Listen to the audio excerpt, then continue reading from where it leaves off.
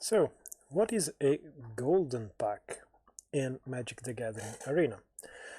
It is nothing too complicated, it's actually pretty easy. And if you go on the store, on the pack side, and maybe you buy packs, or I think it's also showing in other, yeah. When you go on the store tab, you can see here the opportunity that when you buy some packs and you fill this line with packs, you will actually get a golden pack and the line will reset. So the golden pack, what is it? If you go here, it will show you. It's basically a normal pack of cards that contains 6 rares.